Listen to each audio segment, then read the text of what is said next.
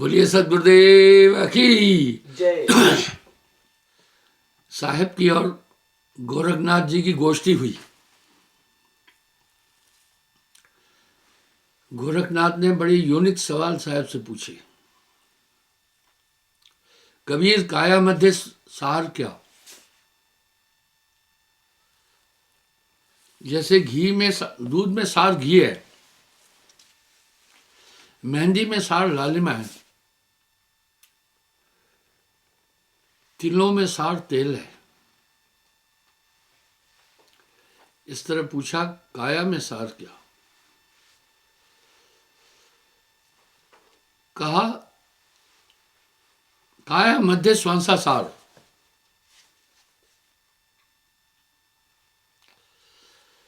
इस काया में श्वास सार है। गोरख जी ने अच्छा पूछा, इसलिए योगी श्वासा की साधना करता है सर। गोरखनाथ ने पूछा,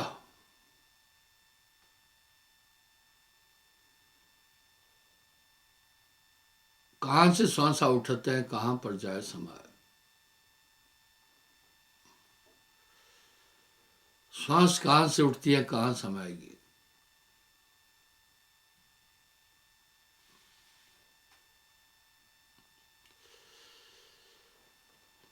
साहब ने कहा, शुंड से श्वासा उठते हैं, नाभि दल में आए।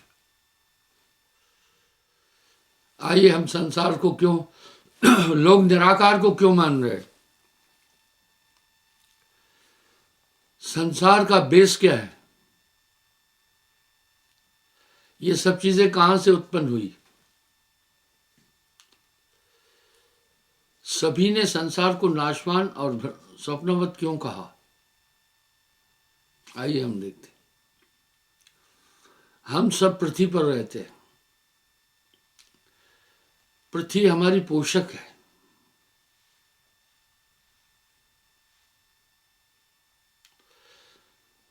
पृथ्वी का वजूद किससे है? पृथ्वी का आधार क्या है? पृथ्वी का आधार जल है।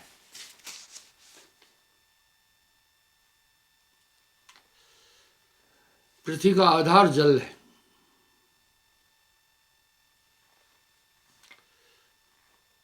आप देखो, जल जीवन के लिए कितना आवश्यक है। और जल क्या है?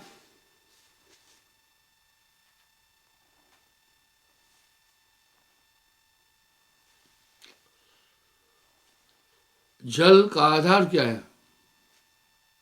ये आए कहां से? ये संसार क्या है? हमें ठीक से समझना होगा।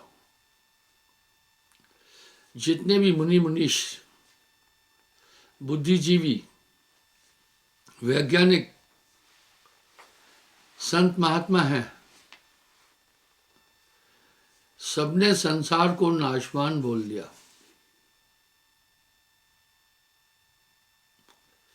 संसार है ही नाशवान, पर वस्तुत स्थिति में सत्य लगता है।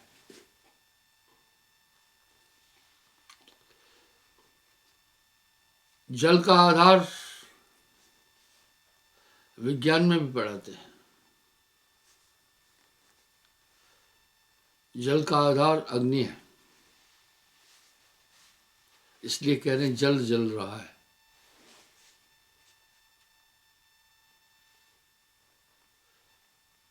अग्नि की उत्पत्ति किससे है? हमें बारीकी से समझना होगा। अग्नि की उत्पत्ति वायु से है।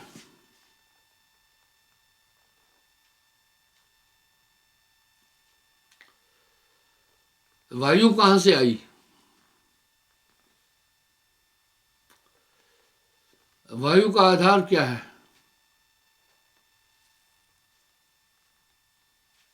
वायु है क्या? वायु तो दो गैसों का मिश्रण है। वायु वायु का आधार आकाश तत्व है।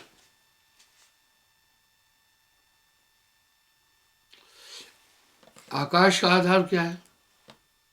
इस पर आगे चलेंगे। ये 5 तत्वों को भौतिक तत्व कहते हैं। भौतिक और अभौतिक क्या है? साकार और निराकार क्या है? जिनका आकार है वो साकार हैं।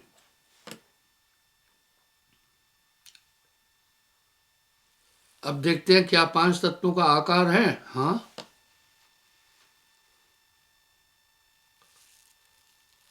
पीलो रंग है पृथ्वी को, गोल है या की चाल।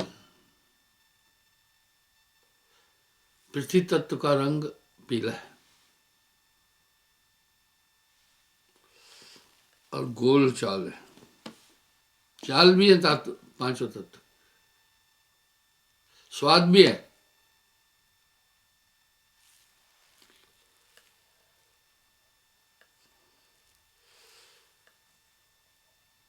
और मीठो या को स्वाद। आप देखते हैं बच्चे कभी मिट्टी खाते हैं, मिट्टी में भी एक टेस्ट है। जो बचपन में कभी मिट्टी नहीं खाया वो हाथ खड़ा करे। मिट्टी तो सभी बच्चे खाते हैं और बच्चों को तो मिट्टी खाने की बड़ी आदत होती है। चलो अब एक और चीज पूछ रहा हूं, जो बचपन में मिट्टी खाए वो हाथ खड़ा करो। देखा, मैक्सिमम लोग मिट्टी खाए। इस तरह श्वेत रंग है नीर को, पानी का रंग सफेद है।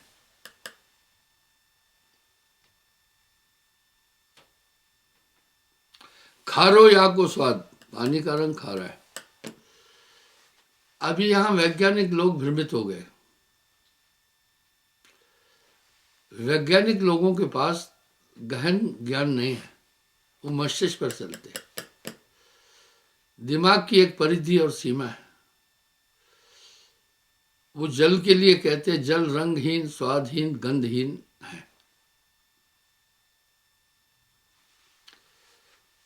नहीं, जल का रंग भी है, जल का स्वाद भी है। मैं सिद्ध करता हूं वैज्ञानिक यहां गलत है। रंग है, श्वेत रंग है नीर को। भाई आपके सामने एक शरबत रखे, एक पानी रखे, एक दूध रखे, एक डीजल रखें, आपको कहें कि इसमें पहचानो पानी कौन सा है, तो क्या आप नहीं पहचान पाएंगे? ये कार्य करता है खास। सुनिए, आप पानी को नहीं पहचान पाएंगे। श्वेत रंग है नीर को। आपकी आंख बंद कर दे, मैं सिद्ध कर रहा हूं पानी में स्वाद है। खारो इसको स्वाद। आपकी आंख में पट्टी बांधने, दूध भी तरल है, दूध पिलाएं तो नहीं जान जाते दूध है। छाछ पिलाएं तो नहीं जान जाते ये छाछ है, स्वाद है ना। मठा पिलाएं तो नहीं जानते मठा है। सूप पिलाएं तो नहीं जानते ये स्वाद सूप है। ये किससे जाना? आपकी आंखों में तो पट्टी थी, स्वाद से जाना। पानी पिलाएं तो नहीं जानते ये पानी है, इसका मतलब स्वाद है।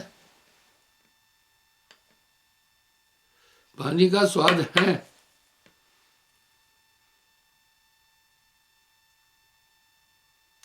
खारो इसको स्वाद।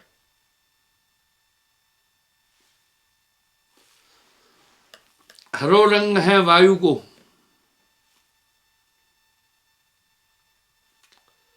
खट्टो या को स्वाद। कभी कभी कुछ लोग यात्रा करते हैं तो उनको उल्टी आती है, गैस बन गई ज्यादा, तो उल्टी खट्टी होती है। कुछ लोग कहते हैं खट्टी डगारें आती है,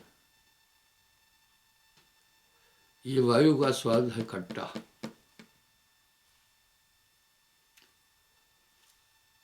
हरो रंग है वायु को। देखिए सबका आकार और स्वाद है। कालो रंग आकाश को, आकाश तत्व का काला रंग है। वैज्ञानिक लोग बहुत ठीक से कह रहे हैं, the black matter is base of creation. इस सृजन का आधार ही अंधकार है। ये तो आपको सूरज के कारण से रोशनी मिल रही है, पर अभी भी अंधकार है। जब सूर्य पूरे शबाब पर है तभी भी अंधकार है। कोई सिद्ध करे कैसे अंधकार है।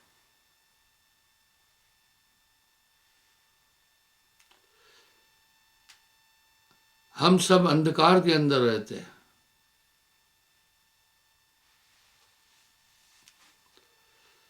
रात में आप टॉर्च जलाते हैं तो थोड़ी रोशनी दिखती है। था अंधकार, रोशनी क्यों दिखी? वो लाइट की किरणें थोड़ी जगह पर पड़ी, उन्होंने अंधकार को आच्छादन कर दिया थोड़ा। इस तरह अंधकार 90% इस ब्रह्मांड में अंधकार है। सिर्फ सूर्य 10% इस ब्रह्मांड को रोशनी दे पाता, ज्यादा नहीं।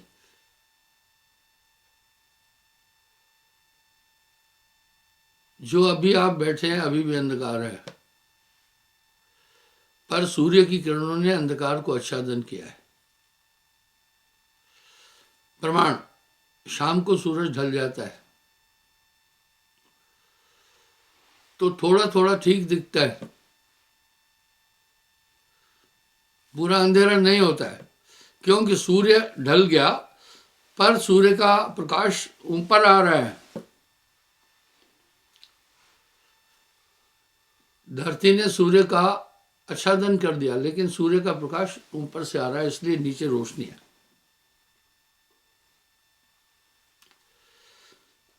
जब यहां लाइट बंद हो जाती है तो लोग क्या करते हैं, स्मार्टफोन की टार्चें मेरी तरफ यूं जलाते हैं।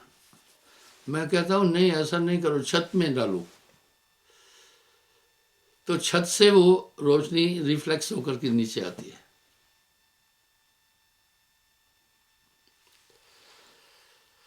फीको रंग आकाश को, कालो नहीं, कालो रंग आकाश को फीका इसका स्वाद। अग्नि तत्व का स्वाद है तीखा और शर्करा, वायु का खट्टा, पानी का खारा,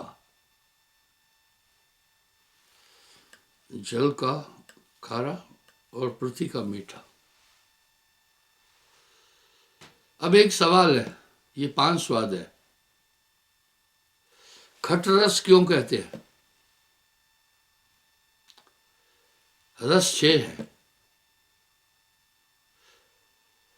कलर भी तत्वों से पैदा हुए हैं, स्वाद भी तत्वों से पैदा हुए हैं, शरीर भी तत्वों से बना है, पूरा ब्रह्मांड तत्वों से है।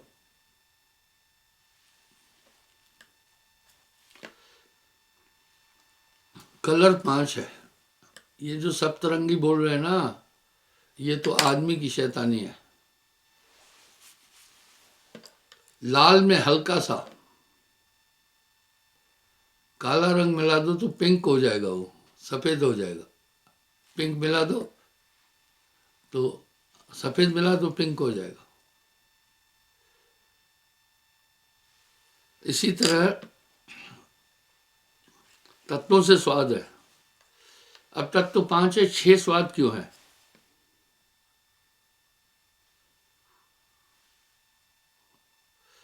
क्योंकि अग्नि तत्व के 2 स्वाद है,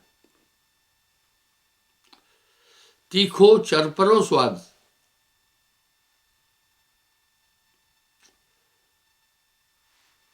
अब तीखो और चरपरो, अरोड़ा जी ये क्या है तीखो और चरपरो?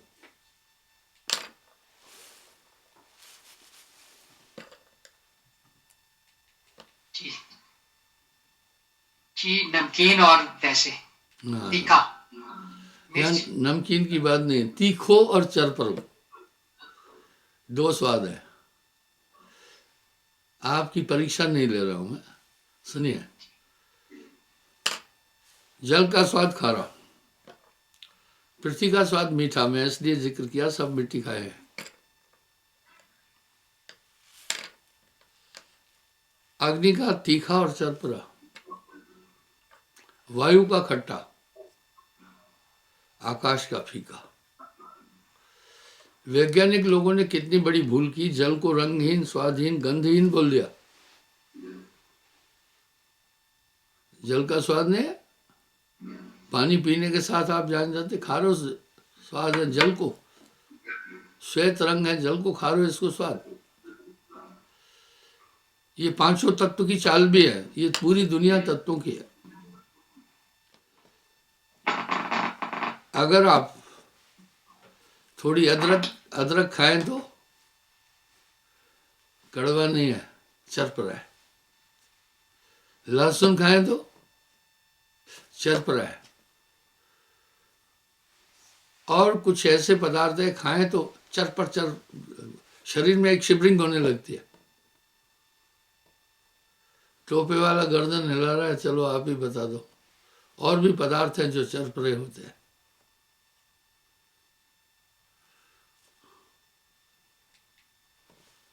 मेरी जबान पर एक दो पदार्थ नहीं आ रहे हैं, वो बड़े अजीब चरपरे होते हैं। जिमीकंद सर शायद बताया था। हाँ जिमीकंद बताया था शायद। हाँ, जमीकंद भी चरपरा है, कच्चा खा के देखो। कुछ और भी चीजें हैं।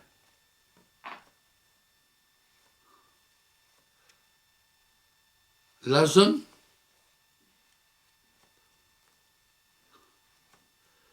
कच्चा प्याज खाकर देखो, ये चरपरे हैं। इस तरह पूरे सृजन का जन्म ही पांचों तत्व से। अब आओ, पृथ्वी की उत्पत्ति जल से है, जल की उत्पत्ति अग्नि से है, अग्नि की उत्पत्ति वायु से है। इसलिए दिया जलाओ, गैस नहीं मिलेगी तो दिया बुझ जाएगा। और वायु की उत्पत्ति आकाश तत्व से है। आकाश की उत्पत्ति शून्य से है, इसलिए सभी उस शून्य को, निराकार को परमात्मा कहते हैं। जिनको मेरी बात समझ में आई हाथ खड़ा करें। यानी सृजन का बेस ही निराकार ताकत है। आइए मैं श्वास पर बोलता हूं। साहब ने श्वास पर बहुत आइडियोलॉजी बोली। श्वासा में सार है।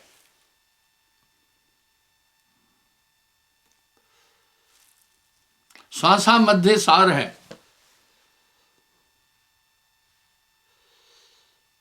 जानत संत सुजान।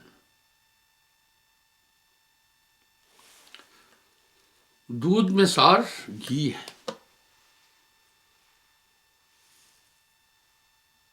सार घी है। तिलों में सार तेल है। मेहंदी में सार लालिमा है। श्वासा में भी सार है।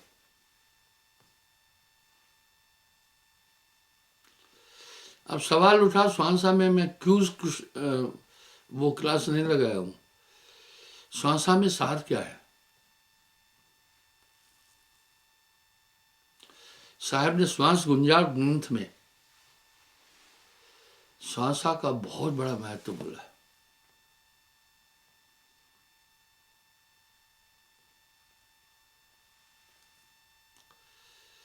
श्वासा में क्या सार है?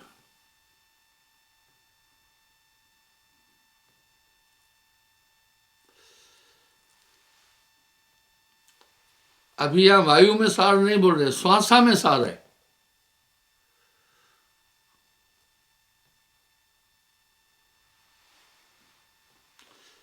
श्वासा में कोई बोल नहीं रहा। श्वासा में आत्मा है।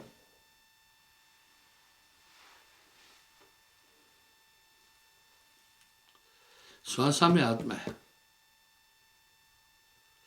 यही गोरखनाथ जी ने साहब से पूछा, काया मध्य सार क्या, सार क्या? कहा, गोरख काया मध्य श्वासा सार। क्या है श्वास में?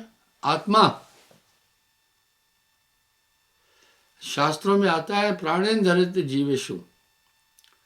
जब ये आत्मा श्वासा को धारण करती है तो इसकी संज्ञा जीव है। जब दूध खटाई के संसर्ग में आ जाता है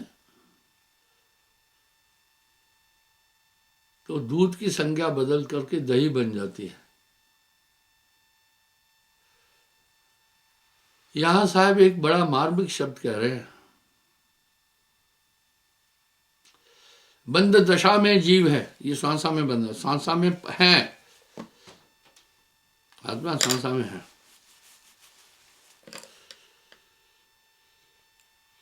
इसलिए जब आदमी का देहावसान होता है, शरीर छूट जाता है, तो उसको क्या कहते हैं? इस क्रिया को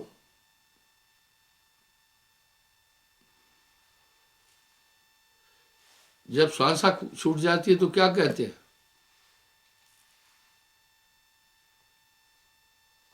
अरे बड़े बड़े पढ़े लिखे लोग बैठे हैं यार, मैं सवाल पूछ रहा हूं, आंख खड़े होकर बताएं।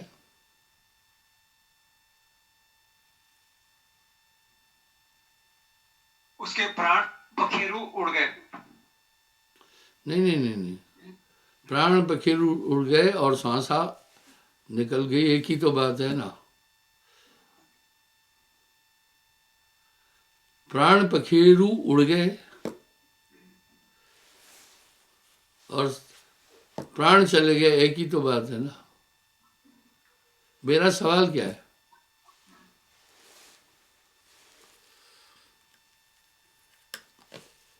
कहते नहीं इसके प्राण निकल गए, मर गया।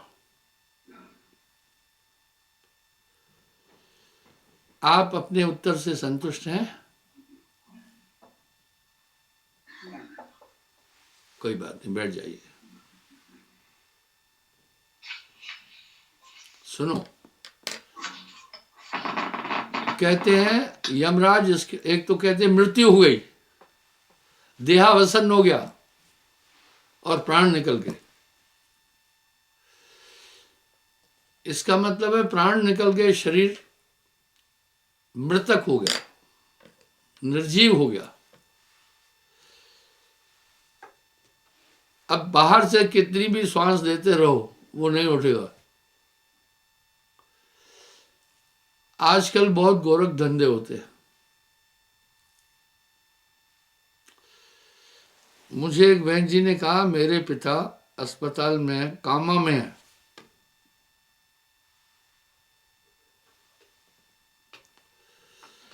आप चलकर दर्शन दो ताकि उसके प्राण छूट जाए। वो 2 दिन में 3-4 बार मुझे आकर प्रार्थना किया। मैं कहा भाई चलो, फिर मैं चलता हूँ। मैं शादी में नहीं जाता हूँ, मैयत पर भी नहीं जाता हूँ, क्योंकि रोज मेरे 10-5 नामी, क्योंकि 2 मिलियन लोग हैं, प्राण छोड़ते हैं और रोज 10-5 शादी होती है मेरे नामियों की। अगर मैं शादियों में जाता रहूंगा तो मैं अपना काम कर ही नहीं पाऊंगा, मैयत में जाता रहूंगा तो भी काम नहीं कर पाऊंगा। और एक के जाओ एक के नहीं जाओ तो आदमी बुरा मानता है, इसलिए रूल बनाया जाना नहीं। क्योंकि आत्मा प्राणों में रम गई है, प्राणों में। आज्ञा चक्र में आत्मा प्राणों में रम गई और ये प्राण पूरे देही में समा गए। 10 प्राण बन गए, अपान समान उदान प्राण सर्वतन व्यान देवतत कृकिल नाग धनंजय सबल। इससे काया चल रही है। इन 10 प्राणों में प्रमुख प्राण क्या है?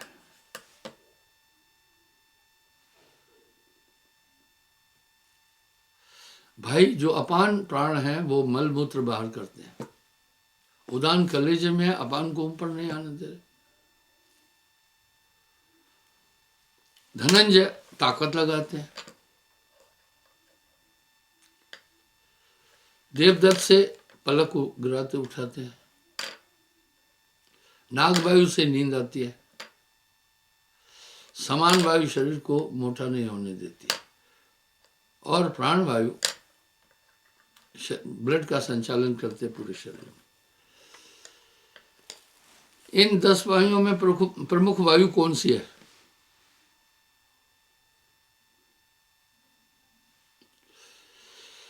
इनको कहते हैं 5 प्राण, 5 उपप्राण। ये 10 प्राण है। 10 में प्रमुख क्या है?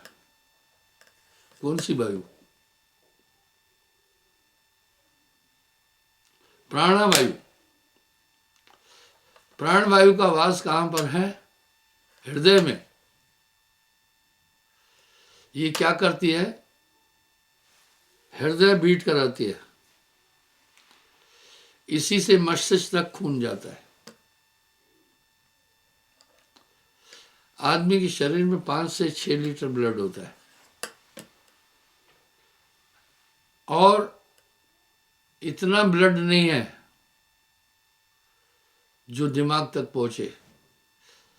टिल्लू पंप की तरह प्राणवायु एक धक धक करके प्राणों को पहुंचाती है मस्तिष्क तक।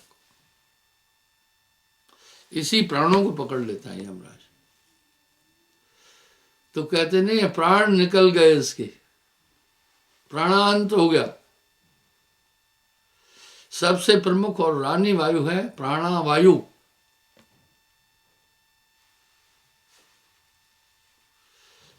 और प्राणवायु हृदय में प्राणों का संचालन करती है। कभी भी देखना प्राण चलते हैं, धक धक धक धक, पंपिंग होता है। इसलिए श्वासा में सार आत्मा है, आप समझे। और जब ये आत्मा प्राणों को धारण करती है तो इसको जीव भी कहते हैं।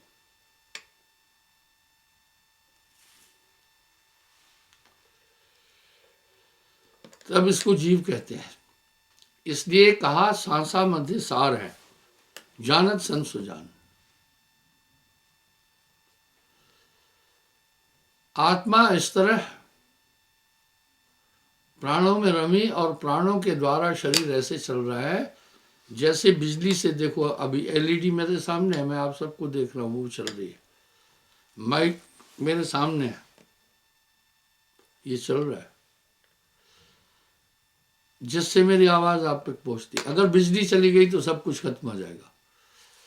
यहाँ एलिमिनेट किया गया है इस रिकॉर्डिंग रूम को, काफी रोशनी है इसलिए मैं आपको दिख रहा हूँ। लाइटें आप करो, देखो लाइट आप करें, मैं नहीं दिखूंगा।